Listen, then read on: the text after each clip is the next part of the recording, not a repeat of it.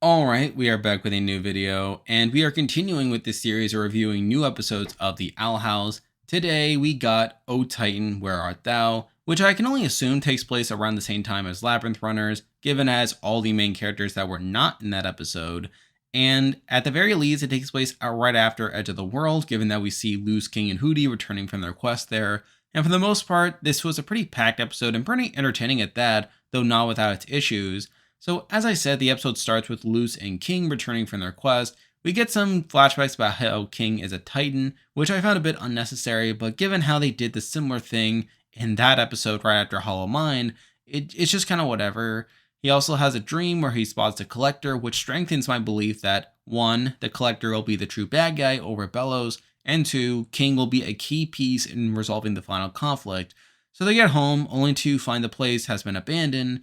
Not only are Eda and Lilith gone, but so is all their stuff. Everything. All their food, the journal and mouse Luz was using, anything of its sentimental value that any of the characters could have gotten along the way. Now, fortunately, they're able to find a hidden note pointing out where they were hiding. Turns out they were hiding at the knee, which is sort of a wasteland. So they go there and they happen to walk past a cart that contains all of their belongings. Found that interesting.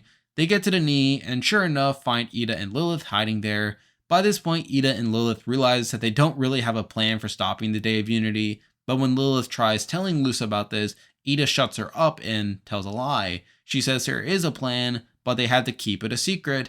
You see, Eda's kind of gotten the soft side at this point and wants to protect Luz and King at all costs. She even says that as she's watching King building a snowman. So whatever, Luz rolls with this lie and goes about her business. But Eda wants to go one step further in giving her children one good day.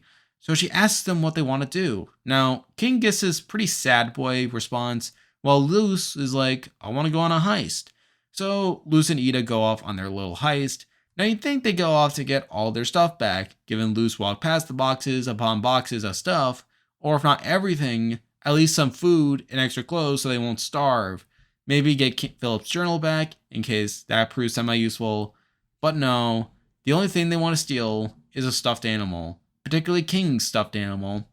So they're able to break into the warehouse using old Coven Scout uniforms, and for a while it seems like things are going smoothly. That is, until Eda walks past a room in which a Coven Scout is talking to Rain through a crystal orb. After the scout leaves, she runs in and talks to Rain. The conversation is pretty fruitful, where Eda is able to tell Rain she knows about the Day of Unity. Rain gives this face, almost like they're about to say it isn't that bad, but then Eda interrupts them, saying, I know that face. I found that moment pretty nice, just showing how well she knows them. Rain, in turn, is able to express how they never stopped caring for Eda and implies they're involved with the Resistance. Eda then begs for them to protect Luz and King during the Day of Unity, and Rain agrees to come pick them up and take them to a safe place. And it's right around this time where Luz shows up, having already found the stuffed animal. Yeah, they kind of glossed over that part. Now, despite the show taking more influence from Gravity Falls, Luz basically morphs into Star Butterfly here and starts ragging on Eda for underestimating her. Luz wants to fight and make a difference, but Eda has gone full mom at this point and wants to protect her children at any cost. Luz tries to escape so that Rain can't pick her up, but Eda stops her, and they kind of fight with Eda turning into her new Owl Beast form, while Luz sets off a bunch of glyphs to get around her, and it's thanks to the spectacle that the two of them get caught and are arrested. Yeah, nice job there, Luz. Meanwhile, we have King continuing to be a sad boy as he walks around the island trying to make sense of being a Titan, and it's here that he runs into Steve. Yeah, remember him? He was sort of a background character, but not one I really paid much attention to. I mean, aside from him having a name, he just kind of felt like your typical Coven Scout. But it's here that he steps into the sun. He quits his job and is just wandering around at this point. And from that, we can gather she'll be a pretty good guy now. I mean, I think he is. I mean, not too much happens in the side plot, which is a bit of a nitpick for this episode. I mean, they pretty much just spend the day together, with King starting to feel better about the situation. At one point, he just tells Steve that he wanted to use power to be feared by all, which, judging by season 1, makes sense, but after learning more about his past, all he wants to do is to be normal. Steve gives him some words of encouragement, and the two of them bond, and on the whole, again, it is a nice side plot, but I wish we got a bit more screen time with it. Okay, back to the main plot. So, Luz and Eda are sitting in a jail cell, and Luz seems pretty upset by everything.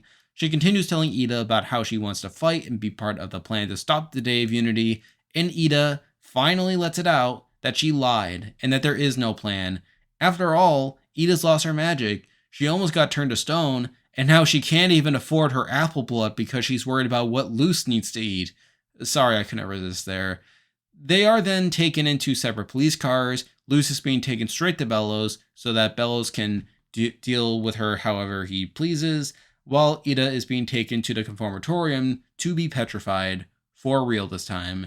The jail cell closed, and it almost feels like this is going to be a cliffhanger, but instead it cuts to the car door opening and Luz just jumps out with her eyes closed. She yells about some stuff and how if they touch one feather of Eda, she'll do something.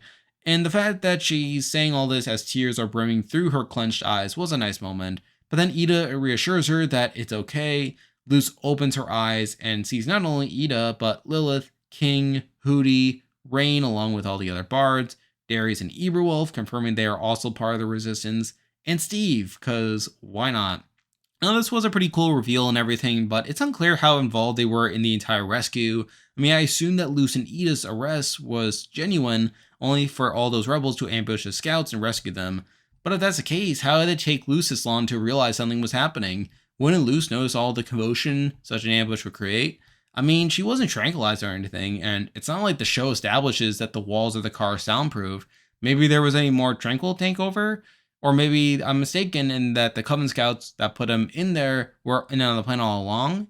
I mean, I don't know. The details of all this are a bit fuzzy, but it's okay because now all the heroes are together, and luckily the Coven heads do have a plan for stopping the Day of Unity, which is important. So the episode ends with the main gang all together at this base camp, and Eda gives Luz a log so that she can carve her own talisman. And this is a pretty touching way for the episode to end, while we continue to feel the big fight looming closer and closer. So on the whole, again, this was a pretty good episode, pretty cinematic episode on the whole, again, with a lot going on. Good chance for us to catch up with all the main characters. Obviously, we continue to see Luz and Eda's relationship evolve, but also Eda and Rain's relationship, and seeing this all to come together is pretty satisfying. And obviously, there's this solidarity that comes with all these teams. Obviously, the team that we saw in this episode of the formal resistance, as well as what we saw last week with the students of Hexai plus Principal Bump really being involved in the plan to stop the Day of Unity. Now, there are some minor nitpicks with this episode. Again, some mostly technical stuff, like, again, Luz not knowing about the ambush happening or what extent the people were involved in even putting her in the police car in the first place. Again, there's stuff like that. And obviously, I wish there was a bit more time dedicated to King's storyline, as I feel like that may be important to how the conflict was resolved, and I feel like it was a pretty driving force for the episode. But that's just me. But on the whole, again, this was a pretty good episode. Definitely a good middle of the road episode. Now, I feel like in terms of the ranking, I feel like this will definitely shift quite a bit. But for now, I feel like middle of the pack, kind of where Hunting Talisman is probably where it fits. But that's just me for now. But there we go. That will do it for this week's video. If you like this content, be sure to like and subscribe. I'll be back again next week to talk about the next episode to come out. So stay tuned for that. But for now, that is the video. See ya.